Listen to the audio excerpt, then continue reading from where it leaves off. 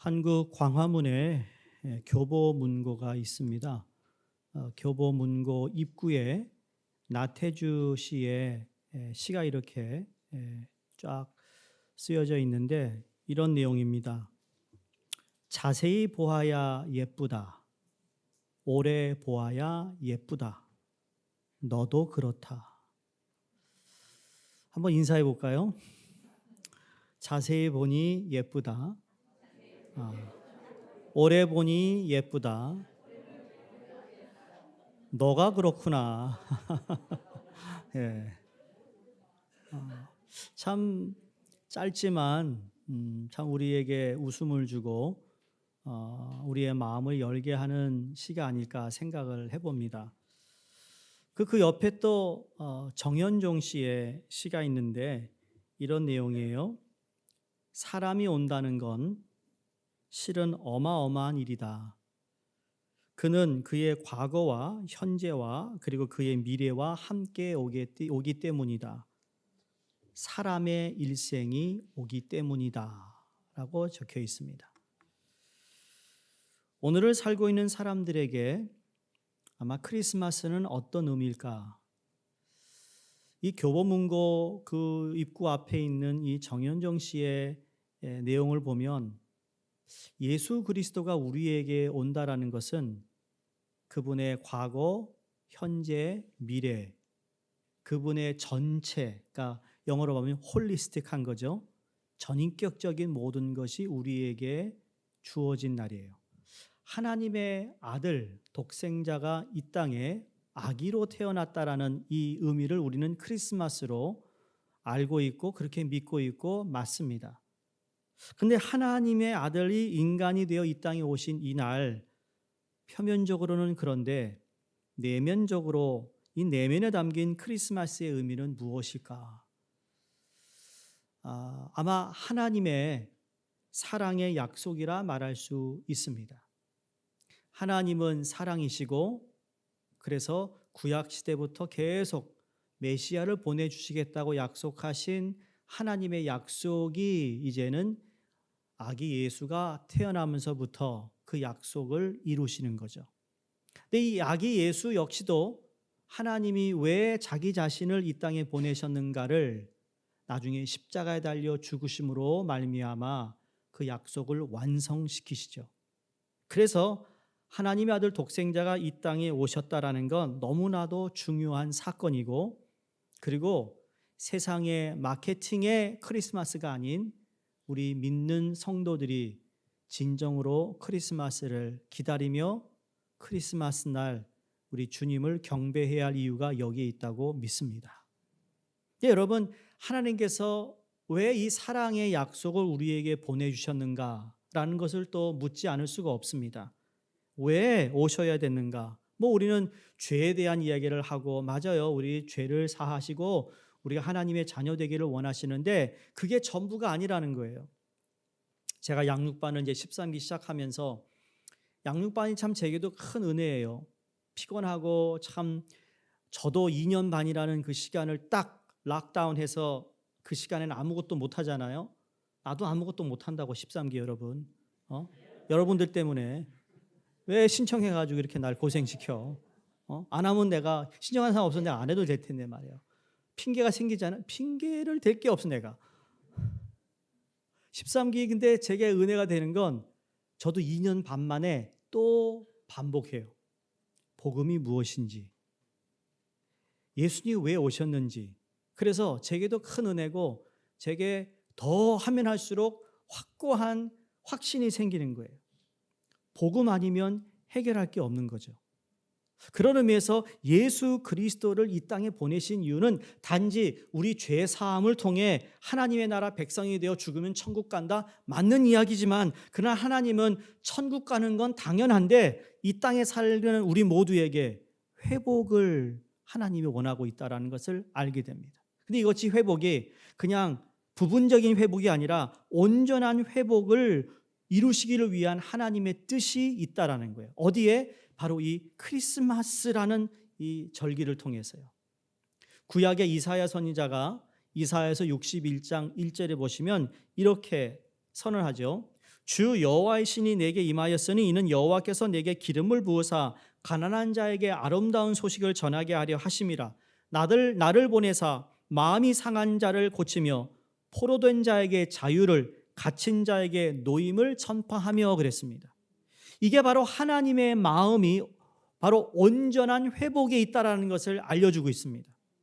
어떤 상황에 있든지 간에 하나님께서는 하나님의 자녀들을 회복해 하시고자 하는 마음을 늘 두고 계셨다라는 거예요.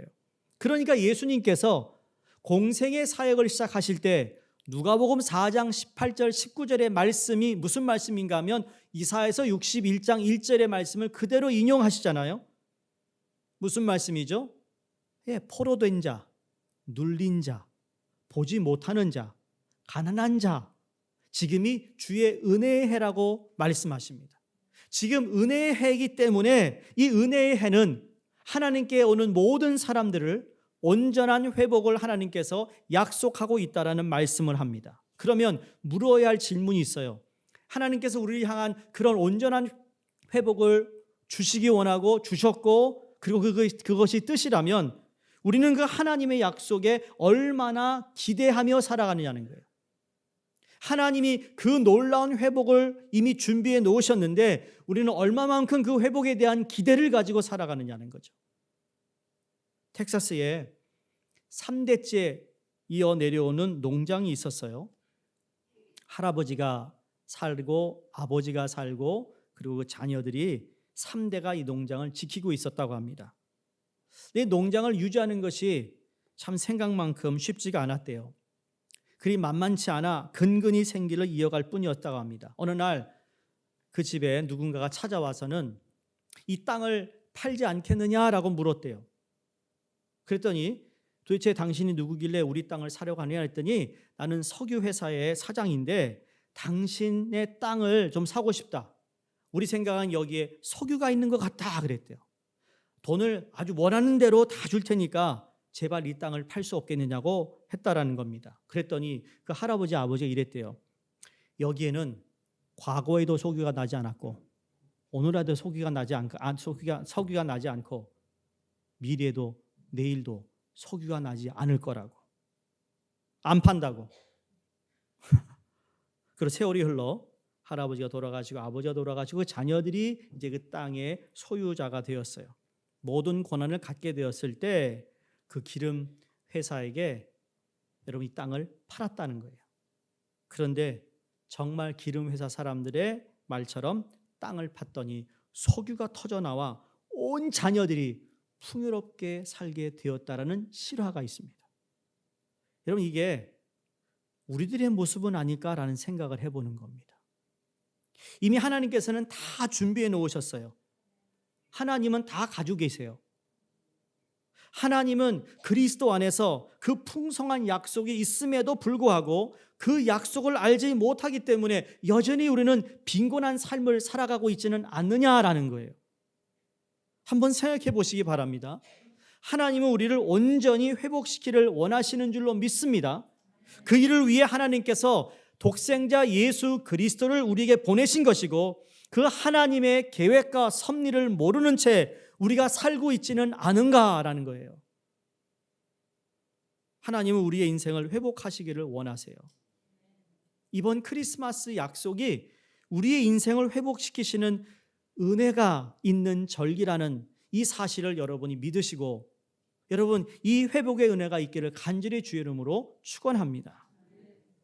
하나님께서 허락하시는 온전한 회복을 누리려면요 제일 먼저 회복되어야 할 것이 있어요. 그 회복을 그냥 회복을 원합니다 라고 해서 회복이 되는 게 아니라 오늘 본문 말씀 보면 이 병자를 만나시고 그 병자의 문제가 무엇인지를 정확하게 주님이 바라보시는 그 문제점이 무엇인지를 우리가 말씀을 통해 찾을 수 있는데 무엇보다 여러분 우리가 회복되기 위해 가장 먼저 회복되어야 되는 그 한 가지는 우리의 마음입니다. 우리의 마음을 마음의 소망을 회복하는 것이 중요하다라는 거예요. 소망이 없으면 그리 기대하지 않습니다. 기대가 없으면 별로 믿고 싶은 마음이 없습니다. 기대하는 것이 없기에 하나님을 의지할 필요도 없다라고 생각을 하죠. 오래전에 제가 킬린 텍사스에 작은 교회 어떤 집회를 부탁받아 간 적이 있어요. 미국 교회인데 거기 한인들이 있기 때문에 제가 아는 친구 목사님이 거기에 한인 목회를 위해 가셨어요. 가셨는데 가봤더니 국제 결혼하신 분들이 대부분인 거예요. 근데 국제 결혼을 했는데 참 그들의 가정사를 이렇게 들어보면 참 얼마나 어렵게 미국에 와서 또 가정을 이루고 살아가는데 군인의 가족이다 보니까 자주 이동을 하니까 어디 뿌리를 내리지 못하고, 그리고 이제 나이가 드신 분들은 이제 남편분이 이제 제대를 해서 그래서 이제 거기에 정착해서 오래 살아가고 있지만, 가장 안타깝고 참 마음에 찡했던 것은 그들의 자녀들이었어요. 그들의 자녀가요, 꿈이 없더라고요. 기대가 없어요. 크게 기대가 크지 않은 거예요. 여러분, 오래전에 그 국제 결혼한 자녀 풋볼 선수가 그래가지고 피츠버그 스틸러였나요? 그래가지고 슈퍼볼에서 우승해가지고 얼마나, 여러분 정말 그렇게 나오는 성공률은요 정말 밀리언에 하나 있을까 말까라는 거예요. 그 자녀들에게 제가 물었어요. 너는 뭐 하고 싶니? 그랬더니 뭐 할 거 없으면 다시 자기도 군대 들어간대요. 너 뭐 할 거니? 극장에서 티켓 파는 사람 할 거래요. 뭐 할 거니? Flipping burgers, 햄버거 집에서 일할 거라는 거예요. 여러분 뭐 그런 것이 뭐 직업이 뭐 나쁘다 이게 아니라 좀 더 넓은, 세상은 넓은데 그냥 자기 울타리 안에 있는, 그냥 거기에서 만족하고 있는 걸 보면서 참 마음이 아팠어요. 여러분 소망이 없다, 기대를 하지 않는다, 꿈이 없다라는 것이 이렇게 참 안타까운 거고 마음 아픈 일이라는 거죠. 오늘 본문을 보시면 예수님께서 베데스다라는 연못에 오셔서 38년 동안 한 자리에서 일생을 보낸 사람을 찾아옵니다. 예수님께서 그를 찾아오셔서 던졌던 첫 번째 질문이 내가 낫기를 원하느냐였습니다. 늘 주님이 이런 식으로 물으시잖아요. 여러분 만약 육신이 너무 아파요. 지금 어떤 병이 들었어요. 그래서 너무 마음이 상해 있어요. 그리고 좌절했어요. 다 피곤해요. 그래서 누가 병문하여 기도하기 위해서 찾아가서 하는 말이 낫기를 원해요? 이렇게 묻는다면 정말 그 사람을 욕하기 전에 뭘까요? 그 사람 정말 대단한 시험이 될 겁니다. 그럼 당연히 내가 낫기를 원하는데 그런 질문을 던진다는 자체가 너무 비상식적인 질문 같아요. 여러분 주님께서 왜 내가 낫기를 원하느냐라는 질문을 하셨을까 한번 생각해 보시기 바랍니다. 주님은 38년 된 환자에게 오셔서 제일 먼저 주님이 보았던 그 38년 된 환자에서 무엇을 봤을까요? 그의 마음을 보았더니 38년이라는 긴 세월로 인해 자신의 이제 병이 나을 수 없다라는 생각을 가지고 살고 있던 그 마음을 보신 거죠. 그래서 육신의 병이 그의 마음의 병마저 병들게 했다라는 것을 주님이 보게 된 것이라는 거예요. 주님은 그래서 그 일부터 시작해야 되겠다라는 의미에서 내가 낫기를 원하느냐라고 물었다라는 거죠.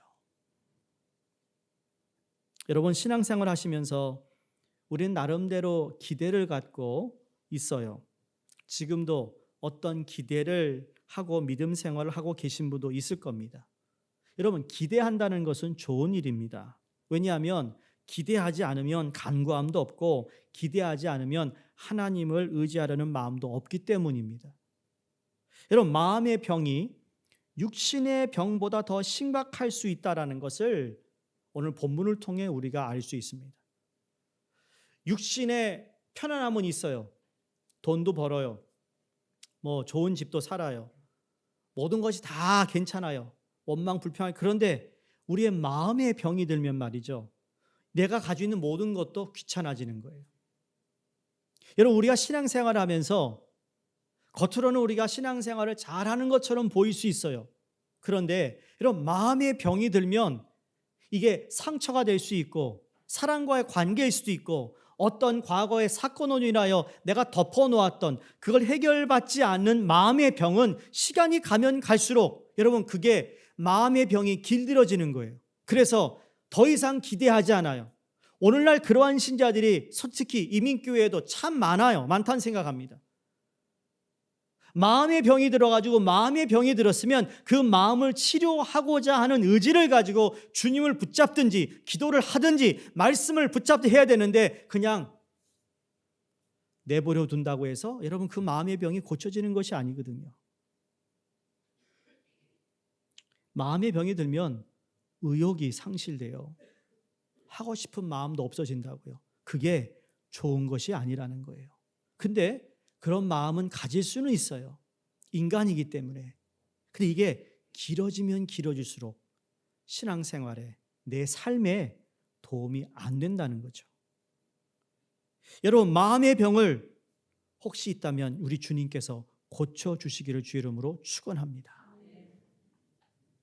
잘은 모르겠지만 여러분 이 환자가 처음부터 그런 것은 아니었다고 생각합니다. 처음부터 의욕을 상실한 것 같진 않아요. 그의 마음에 과거의 기대감도 있었어요. 정말 치유받고 낫기를 원하는 소망이 있었다라는 겁니다. 그러나 실패를 거듭하면서 자기도 모르게 자신의 실패에 길들여졌을 가능성이 크다라고 볼 수 있습니다. 이유는 주님이 내가 낫기를 원하느냐라고 물었을 때 이 환자가 7절에 이렇게 대답하잖아요. 병자가 대답하되 주여 물이 움직일 때 나를 못에 넣어주는 사람이 없어 내가 가는 동안에 다른 사람이 먼저 내려갑니다. 초기에는 그도 시도한 바가 있었다는 얘기예요. 그런데 스스로 움직일 수 없는 상황이기에 누군가가 도와주어야 했는데 물이 움직일 때마다 나를 이곳에 넣어줄 사람이 없어 번번이 기회를 놓치고 말았어요. 그것이 반복되다 보니까 그냥 기법한 거라는 거죠. 그만둔 거라는 거예요.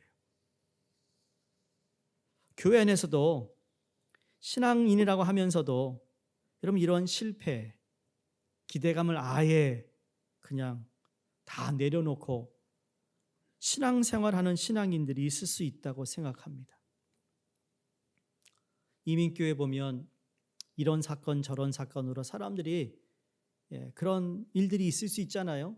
교회에서 시험거리가 있을 수 있고 서로 다 잘하겠다고 한 일인데 마음이 맞지 않아서 마음에 상처가 되고 그것이 때로는 무거운 짐이 되는 그런 일들이 있을 수 있어요. 간혹 제가 누구를 만나 대화를 하다 보면 그냥 간단한 아주 베이직한 걸 묻잖아요. 그 기도해 보셨나요? 그럼 기도를 정말 작정하고 해보셨나요? 근데 그럴 때마다 네 해봤어요. 근데 아무 일도 일어나지 않았어요.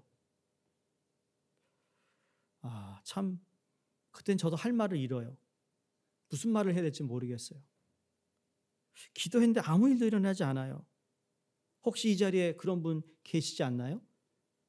실패에 길들여져서 하나님의 자녀임에도 그리스도 안에서 내가 가져야 할 이 하나님에 대한 기대조차 없이 살아가는 사람이 될 수 있다라는 거예요. 교회를 다니고 믿음이 있다고 하는 사람들 가운데서도. 여러분 만약에 여러분이 그렇다면 지금 오늘 말씀을 통하여 주님께서 주시는 음성을 꼭 들을 수 있기를 바랍니다. 왜냐하면 여러분이 어떤 실패를 통하여 그래서 길들여진 신앙이 되면 그건 참 안 좋은 겁니다. 교회도 누구 사람이 정말 보기 싫어서 내가 교회를 피한다, 회피한다, 돌아간다. 여러분 이게 솔루션이 아니라는 거예요. 부닥쳐야 된다는 거예요. 아파도. 참 어려운 말이기도 하지만 쉽지 않지만 그러나 그걸 내 스스로 내 힘으로 한다는 게 아니야. 난 스스로 못해요. 그래서 주님이 주신 말씀을 내가 의지할 그 말씀을 붙잡을 때 여러분 회복이 시작된다는 걸 믿는 거예요. 왜? 내 의지는 한계가 있어요. 내 기대와 내 인내도 한계가 있어. 그러나 내 인내가 다 빠졌음에도 불구하고 다시 하나님 말씀을 붙잡는 순간 그렇죠? 내 손가락이 예수님의 옷자락에 닿는 순간 내가 나음을 얻을 수 있다라고 마지막 손을 뻗쳤던 그 여인의 심정으로 내가 다시 일어나 하나님의 말씀을 붙잡겠다, 주님을 찾겠다라는 그 의지를 내가 잃어버리지 않는다면 주님 오늘도 우리를 회복시켜 줄 수 있다라는 사실이에요. 여러분, 38년 된 이 환자가 소망을 갖게 된 하나의 이유가 있습니다. 아니, 소망을 갖지 못하게 된 이유가 있어요. 그건 바로 두려움입니다. 실패가 38년 동안 계속 반복되니까 두려움이 왔어요. 아유, 누가 또 나를 넣어줘? 안 돼. 더 이상 안 해. 그리고 이제 더 이상 이 두려움이라는 것이 그의 삶을 가득 채우고 말았어요. 이상한 건 오늘 본문에서 이 병자가 어떤 병이다라고는 전혀 말하고 있지 않고 부각시키고 있는 것은 38년이라는 거예요. 38년. 왜 성경은 이 38년 동안 병자로 살았다는 것을 밝히고 있을까? 이렇게 해석해 봅니다. 이스라엘 백성들이 광야에서 몇 년을 돌아다녔죠, 여러분? 40년. 맞아요. 40년이에요. 근데 정확히 말하면 40년은 아니에요.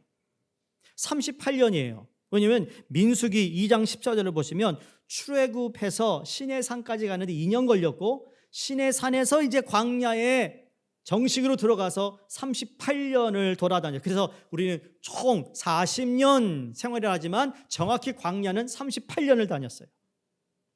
거기서 믿음으로 약속의 땅으로 들어갔어야 하는데 두려움 때문에, 어떤 두려움이었죠? 정탐꾼을 가나안에 보냈더니 어떻게 합니까? 가나안 땅에 뭐 있어요? 거인입니다. 우리보다 힘이 셉니다. 그들의 밥숟가락을 보니까 엄청나게 큽니다.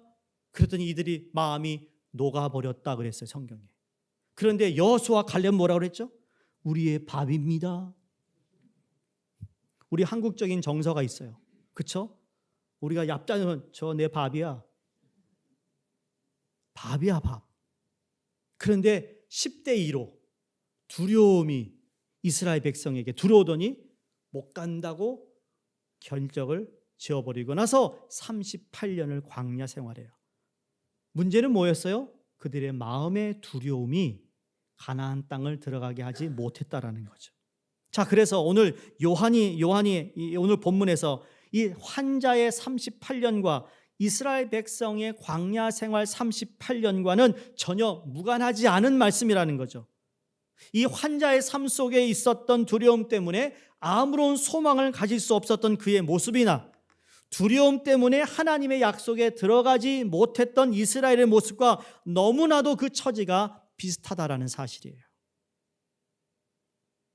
두려움은 오늘도 소망을 상실한 채 아무것도 기대하지 않고 죽어가게 한다는 걸 알아야 합니다. 내가 아무것도 안 하면 말이죠, 그 자리에 서 있는 것 같죠, 여러분? 사도 바울이 왜 내가 표대를 향하여 계속 앞으로 달려간다는 줄 아셨어요? 그래야만 자기가 거기를 갈 수 있다라는 거죠. 표대는 아는데 내가 그 자리에 가만히 있겠다 그러면 여러분 그건 후퇴라는 거예요. 여러분 에스컬레이터에 그 재밌는 일 있잖아요. 에스컬레이터 어떤 장난짓 하죠? 에스컬레이터를 타면 내려오는 곳에 내가 거꾸로 올라가서 그게 트랩밀이 되겠죠? 여러분 그 속도로 하면 그 에스컬레이터가 내려오는 그 계단을 다시 역으로 올라갈 수 있습니까? 없습니까? 힘을 더 줘야 돼요. 뛰든지. 그래야 그걸 뛰어넘어 2층으로 올라가요. 근데 내가 편하게 가만히 서 있다 생각해 보세요. 나는 뒤로 자빠질 겁니다. 겨우 그냥 스텝에 맞춰서 올라가면 제자리 걸음입니다. 그러나 힘을 주고 올라가야만 2층에 올라가는 거예요. 그 에스컬레이터 내려오는 건 세상의 물결일 겁니다. 세상의 문화일 것입니다. 그 문화 속에서 빠른 속도에 여러분 우리가 살아남는 길은 가만히 제자리에 있는 게 아니라니까요. 신앙생활 그렇게 해서 그 다음 단계에 올라갈 수 없다라는 말씀이에요. 그게 바로 하나님께서 예수님을 통하여 우리에게 소망을 갖게 하신다는 말씀은 바로 그 스텝을 우리가 내 시간에 맞춰 올라가는 게 아니라 하나님이 부르시는 그 시간, 즉각 내가 순종하고 올라가야 하는 거와 마찬가지예요. 38년 된 이 환자는 지난 38년을 산 것이 아니라 그는 지난 38년을 소망도 없이 서서히 죽어가고 있었다라는 이야기예요. 소망이 없는 사람은 살아 움직이는 것 같지만 여러분, 그 사람은 그 횟수만큼 죽어가고 있는 거예요. 그래서 여러분이 예수 그리스도 안에서 소망을 가져야 할 이유가 바로 여기에서, 왜? 그래야 내가 살아있다고 말하거든요. 아마 우리 주위를 보면 살아간다고 하지만 소망 없이 두려움 속에서 서서히 죽어가는 사람들이 있을 수 있습니다. 우리 교회 그런 사람이 한 사람도 없기를 간절히 바랍니다. 우리로 하여금 두려움 때문에 이런 망설이는 일들이 있을 수 있습니다. 우리가 살고 있는 시대는 우리로 하여금 더 두려운 마음을 갖게 할 수도 있습니다. 뉴스에서 보도되는 보도들을 보면 기대감보다는 더 상실함을 주죠. 더 내 마음을 움켜쥐려 하고 더 내 소원 안에 잡으려고 하는 그러한 보도들이 대부분입니다. 그것 때문에 우리 안에 두려움이 온다면 여러분, 그 두려움을 극복하기 위해서 우리가 무엇을 해야 될까? 여러분이 그 두려움 때문에 이걸 해야 되는 걸 알면서도 안 되는 일들이 있을 수 있습니다. 그럼 그 두려움을 어떻게 내가 이길 수 있을까? 성경은 딱 한 가지로 우리에게 말씀합니다. 여러분, 두려움을 이기는 것은 용기가 아니에요. 용기가 있어서 두려움을 이기는 건 아니에요. 잠깐은 이길 수 있어요. 그 순간만큼은. 그러나 그 용기는 시간이 지나면 또 없어지게 돼 있어요. 그러면 무엇이 두려움을 이기는가? 하나님의 사랑입니다. 두려움을 이기는 방법은 사랑입니다. 요한일서 4장 18절에 이렇게 말씀합니다. 사랑 안에는 두려움이 없고 온전한 사랑이 우리 속에 있는 두려움을 내쫓는다. 아멘입니까? 영어 성경에 더 쉽게 설명되어 있어요. Love cast out fear 그랬어요. 사랑은 어두움을, 두려움을 쫓아낸다. 여러분, 사랑이 두려움을 쫓아내는 거예요. 예수 그리스도의 사랑이 임했을 때 우리의 삶의 환경은 변하지 않았지만 그러나 담대함이 있게 됩니다. 가장 쉽게 여러분, 다윗이 목동인 소년이 장수 골리앗과 싸운다? 이건 있을 수 없는 일입니다. 모든 이스라엘 군사들이 다 벌벌 떨고 숨어 있었는데 다윗이 골리앗을 대적했었던 이유는 그가 하나님을 향한 믿음이 대단했다, 위대한 믿음이 있던 소년이다. 여러분, 그 이전에 다윗은 하나님을 많이 사랑했어요. 사랑이 이기는 거예요. 여러분 앞에 산 같은 내게 늘 두려움으로 엄습해오는 일들이 있어요. 여러분, 용기가 아니라 하나님의 사랑을 내가 더 받으면 두려움을 이긴다고요. 다윗이 하나님을 사랑하기에 양을 치면서 어둡고 무서운 그 밤을 하나님을 찬양하며 사랑하며 고백하며 그 무서운 밤을 지새며 양을 지켰어요. 하나님을 경배하는 마음, 여러분 그게 사랑하고 사모하는 마음 때문 아니겠어요? 내가 이 좋은 궁궐에서 몇백 년 며칠 사는 것보다 내가 성전 문지기로 주님이 계신 곳에 있는 곳을 내가 더 사모하고 기다리고 원한다라고 고백한 건 사랑하기 때문에 그럴 수 있었던 거죠. 성도님들, 두려움을 이기는 방법은 사랑이라는 사실을 잊지 마시기 바랍니다. 38년 동안 자포자기하여 아무것도 할 수 없었던 그 사람, 그 병자를 찾아오신 예수님은 어떤 분이셨어요? 예수님이 이 땅에 오셔서 우리를 바라보셨던 모습은 지난주에도 말씀드린 것처럼 민망히 여기셨다 그랬어요. 주님이 이 환자를 보면서 민망히 여겼다라는 것은 사랑스러웠다는 겁니다. 이 사랑하는 이 병자를 어떻게 내가 할까라는 마음이 주님 마음속에 있었다라는 거죠. 그래서 함께 아픔을 나누고 그 아픔을 함께 느끼시는 그 주님의 눈길, 그 사랑의 눈결이 38년 동안 아무런 기대를 하지 못하고 살았던 이 사람으로 하여금 주님의 말씀에 순종하여 일어나게 한 것이라는 거예요. 중요한 건 그 말씀에 순종하여 일어난 거예요. 저는 이게 크리스마스의 진정한 의미라고 생각해요. 어두운 시대를 살아가고 있어요. 암흑시대라고 하지만 여러분, 주님은 어두운 시대의 빛으로 이 땅에 오셨어요. 여러분의 두려움에, 어두움에 주님이 우리 안에 계시면 빛으로 그 어두움을 헤쳐나갈 수 있는 은혜가 있다라는 말씀이에요. 우리를 두렵게 하는 것이 무엇입니까? 그 두려움을 이길 수 있는 방법은 환경의 변화가 아니라 나를 향한 하나님의 사랑의 확신이 있을 때 두려움을 이길 수 있음을 믿습니다. 그래서 회복은요, 하나님의 사랑을 아는 것에서부터 시작되는 겁니다. 내가 하나님을 더 사랑하면 사랑할수록 그 사랑의 힘이 나로 하여금 내 환경과 삶을 뚫고 나가는 힘이 되어 주신다는 거예요.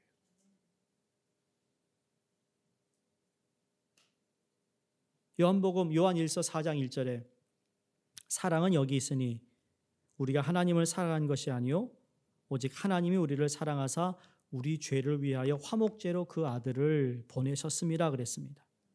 하나님에 대한 그 확신이 우리로 하여금 상황 또는 환경에 상관없이 다시 꿈을 꾸게 하시고 소망을 갖게 하셔서 아무것도 할 수 없다라는 두려움으로부터 우리를 회복해 주실 것을 믿습니다. 미국의 유명한 목사님 가운데 노르만 빈센트 필이라는 목사님이 있습니다. 이분은 항상 자기 주머니에 종이 쪽지 하나를 가지고 다녔는데 그 종이 쪽지에는 항상 이러한 글이 적혀져 있었대요. 제가 읽어드리면 한번 아멘으로 답해 보세요. 하나님의 빛이 나를 둘러싸고 있다. 하나님의 사랑이 나를 품고 있다. 하나님의 능력이 나를 지키고 있다. 하나님의 임재가 나를 지켜보신다. 내가 어디로 가든 하나님이 거기 계시다. 짧은 내용의 글이지만 이 내용이 이분에게 큰 용기가 되었고 소망이 되었고 두려움을 극복하는 글이 되었다라는 고백입니다.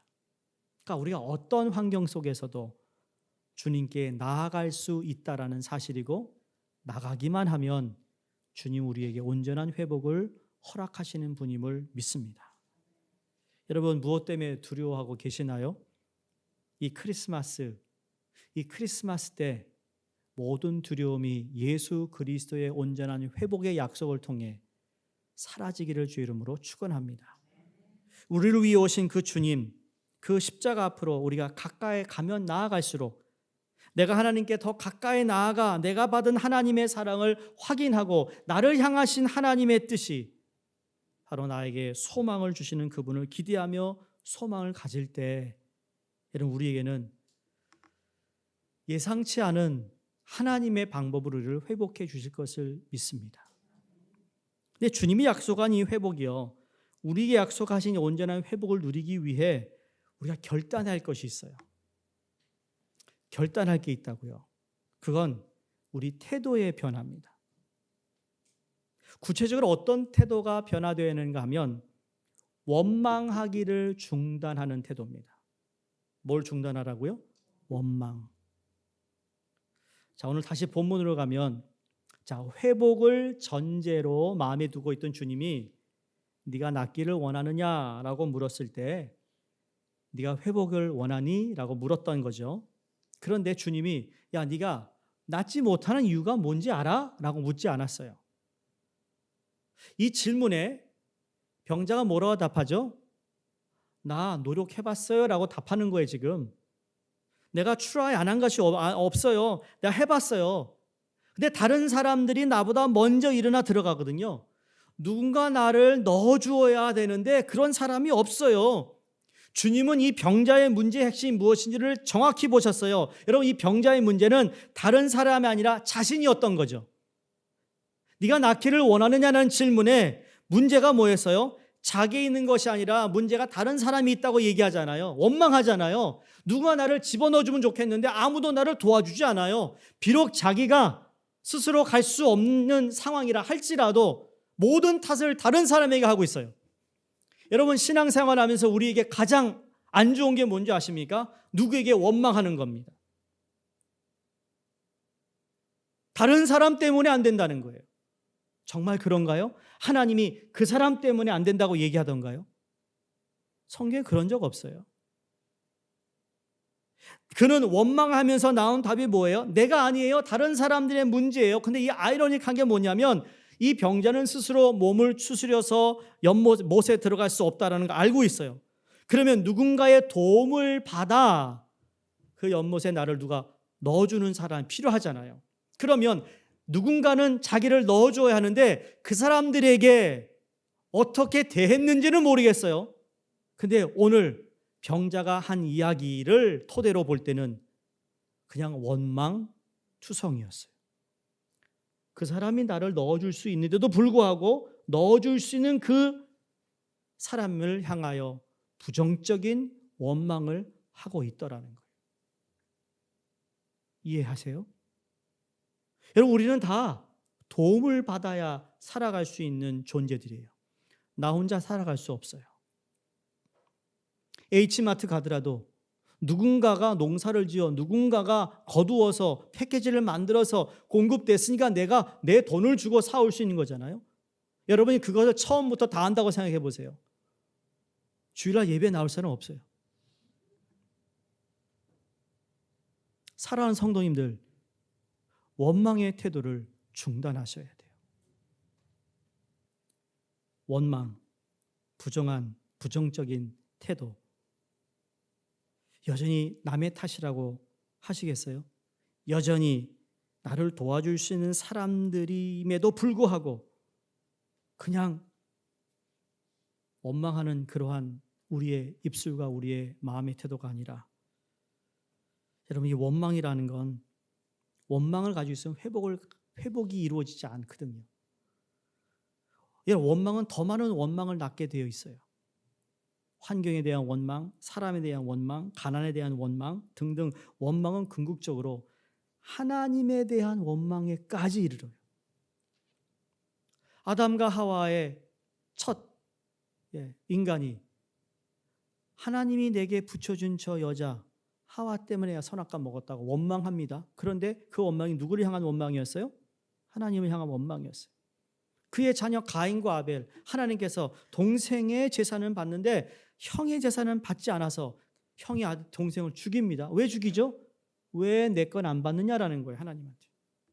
질투와 시기지만 결국 하나님께 향한 원망이었어요. 우리가 원망이라는 게 그냥 그 사람에 대한 원망에서 끝나지 않는다는 거예요. 사단은 절대로 그 원망을 그 사람 한 사람으로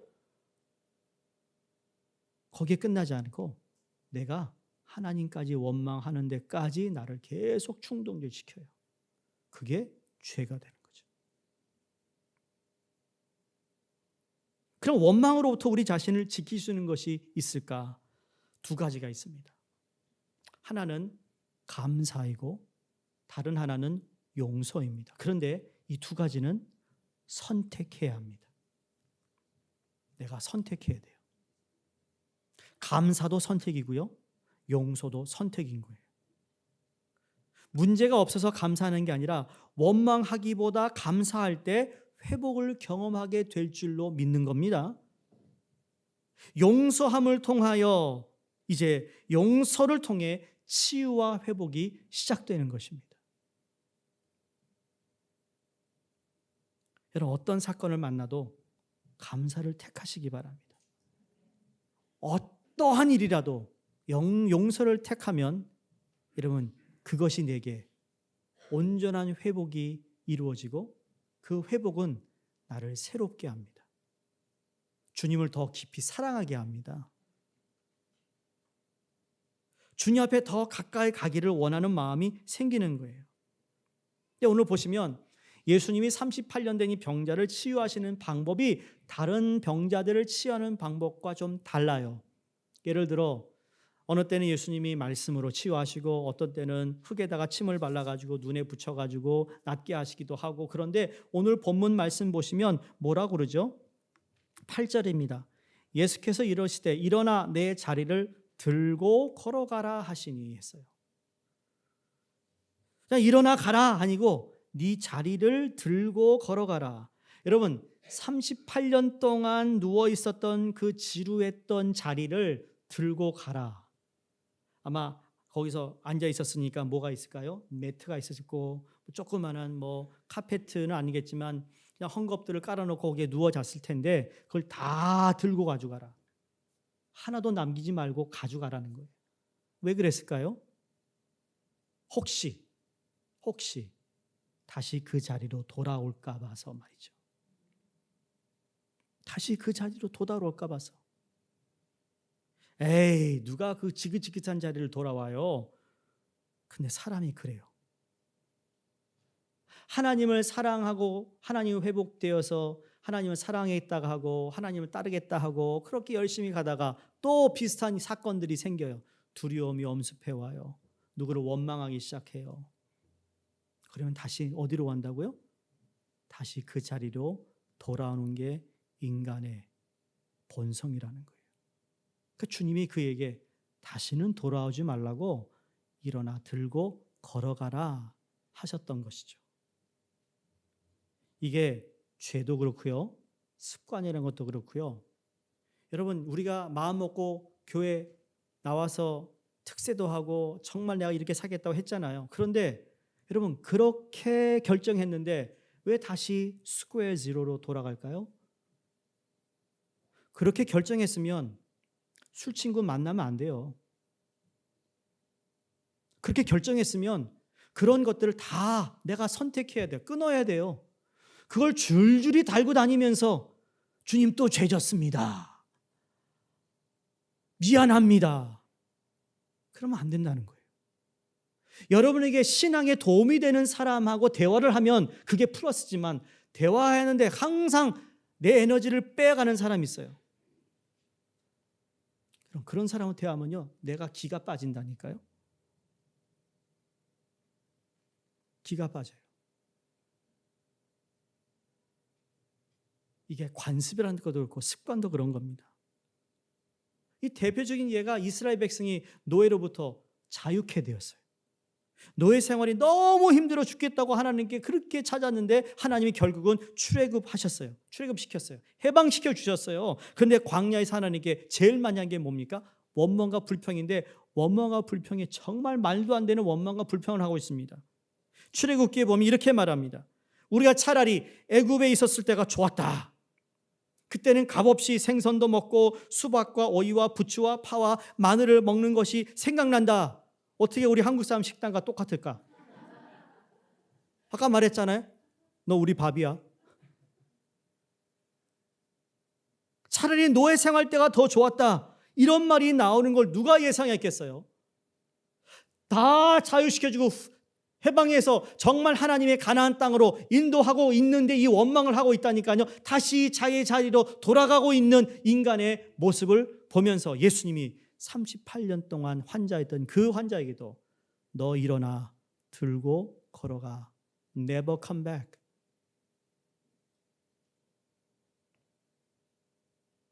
남을 원망했던 죄, 남을 용서하지 않은 죄, 감사하지 못한 죄, 여러분 그 죄를 범하지 말아야 돼요. 왜냐하면 읽지 않았지만 14절에서 그 치유받은 사람을 성전에서 예수님을 보았어요. 근데 그때도 예수님이 또 말씀하세요.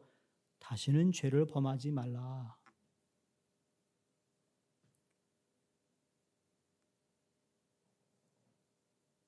사랑하는 성도님들, 하나님께서 우리를 치유하여 온전한 회복을 허락하셨는데 그 축복이 내가 앞으로 나아가지 못하고 또다시 뒤로 후퇴하게 되면 그 축복이 오히려 우리에게 저주가 될 수 있다라는 경고를 하고 있는 말씀이에요.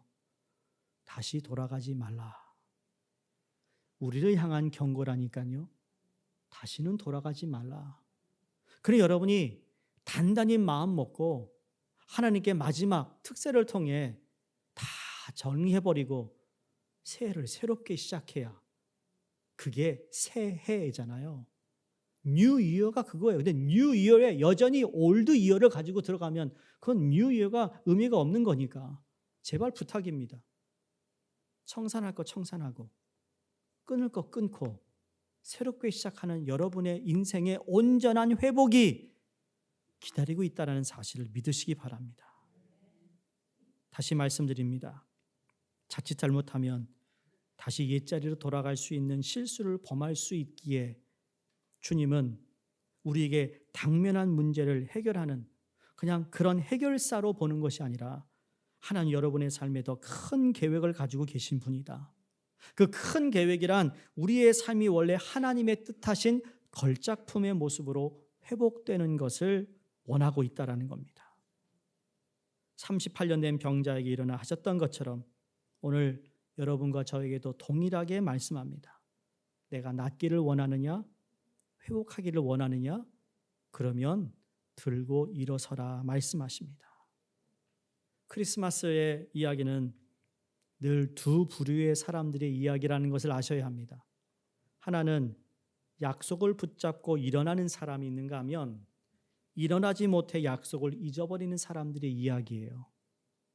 크리스마스에 이 우리의 약속을 오신 예수 그리스도를 내가 붙잡고 그분을 택하면 이미 준비해 놓으신 회복이라는 것이 우리 가운데 임하는 것이고, 그런데 그 일어나지 못해서 약속을 잊어버린 38년의 병자의 모습이 여러분 우리의 모습이 계속 39년, 40년, 50년까지 가지 않기를 주의 이름으로 부탁드리며 하나님 회복을 경험하여 앞으로 나아가는데 뒤에서 우리를 끌어당기는 것들을 과감하게 자르시고, 과거의 실패가 가져드는 두려움이었다면 지금 내가 살만하여 좀 편안한 삶을 살고 안락함이라면 이것마저도 내려놓고 주님을 우리가 기다리며 그 약속의 회복을 주어줄 수 있는 우리 모두가 되기를 바랍니다.